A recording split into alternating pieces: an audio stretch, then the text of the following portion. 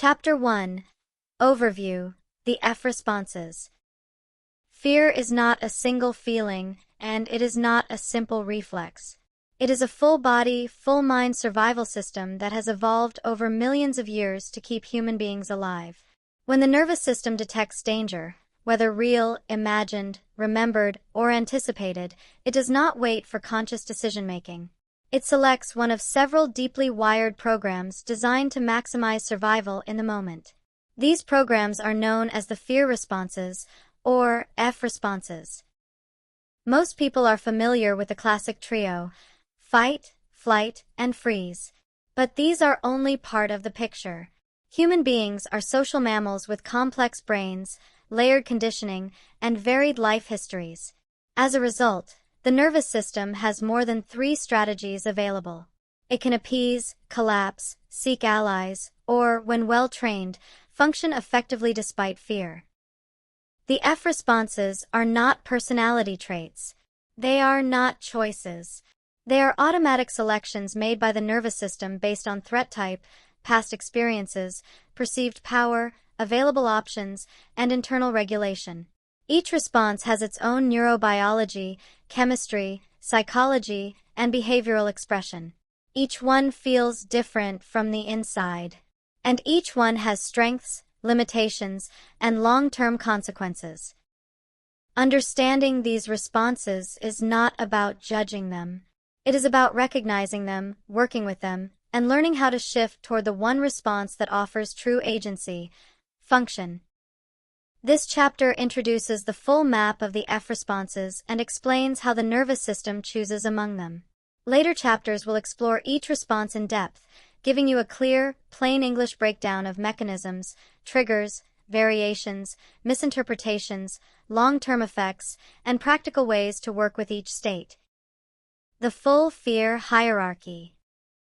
The nervous system does not choose randomly. It follows a hierarchy, an internal ranking of what seems most likely to keep you alive. That hierarchy, from most active to most collapsed, runs as follows: fight, in which the system confronts the threat directly; flight, in which it escapes the threat; freeze, in which it becomes still and silent; fawn, in which it appeases or complies; friend, in which it seeks allies or connection; flop, in which it collapses or shuts down; and function, in which it acts effectively despite fear. This order is not moral. It is biological. The nervous system evaluates the situation and selects the response that seems most adaptive based on perceived power relative to the threat, available options such as escape routes, support, and tools, past conditioning rooted in what has worked before, training that encompasses skills, exposure, and resilience, internal regulation involving vagal tone and stress tolerance, and social context determined by who is present and who is safe. For example, someone who grew up in a volatile household may default to fawn because appeasement once kept them safe. Someone trained in martial arts may default to function because they have practiced staying calm under pressure. Someone overwhelmed by trauma may drop into flop because their system has learned that collapse is the only remaining option. The nervous system is always trying to protect you, even when its chosen strategy feels confusing, frustrating, or counterproductive. Why there are more than 3 F responses. Fight, flight, and freeze are the oldest and most widely recognized fear responses. They exist in almost all animals, but humans have additional layers of complexity that explain why the map extends further. Social complexity is one such layer. Humans survive through cooperation, and seeking allies or appeasing threats are strategies rooted in social survival, not weakness. Cognitive complexity is another. Humans can override instinct through training, discipline, and regulation, which is precisely what creates the function response, the ability to act effectively despite fear. Physiological complexity rounds out the picture. Humans can experience extreme shutdown when overwhelmed, which is a flop response, similar to fainting or playing dead, but driven by neurophysiological overload rather than a simple animal reflex. These additional responses complete the map of human fear.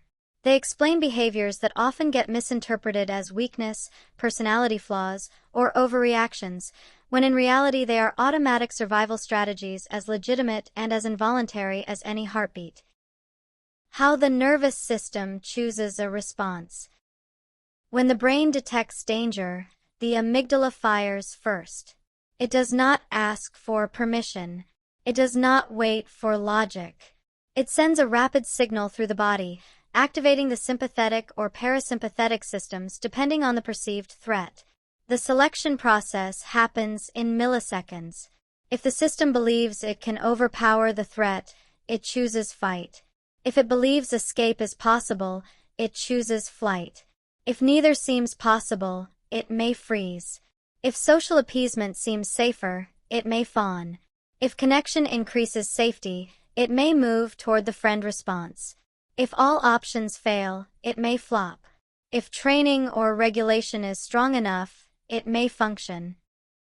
This is not conscious. You cannot decide to fight instead of freeze. You cannot choose not to fawn. You cannot will yourself out of flop. These responses are automatic programs selected by the nervous system based on what it believes will keep you alive. The only response that can be intentionally cultivated is function, the regulated, grounded, competent state where fear is present but not controlling. Why understanding the F responses matters. When you understand the F responses, you gain 3 powerful advantages. The first is that you stop blaming yourself for automatic reactions, because freeze is not weakness, fawn is not lack of boundaries, and flop is not failure. These are survival strategies selected by a system doing its best with the information it has. The second is that you learn to recognize your own patterns, and you begin to see which responses your nervous system defaults to and why, which is the beginning of genuine change.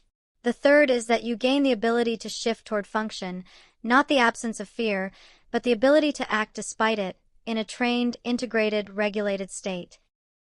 The entire purpose of this work is to help you understand each response deeply enough that you can work with your nervous system rather than against it. What this book will give you. Each chapter explores one F response in full detail. The topics covered for each response are definition, neurobiology, chemistry, brainwaves, psychology, behavior, spiritual and inner experience, mechanisms, triggers, variations, misinterpretations, long-term effects, real-world examples, how to work with a response, how to shift toward function, and integration notes. By the end of the book, you will have a complete, plain English map of human fear responses, one that is scientifically grounded, psychologically accurate, spiritually aware, and practically useful. This is not a book about eliminating fear. It is a book about understanding fear so deeply that it no longer controls you.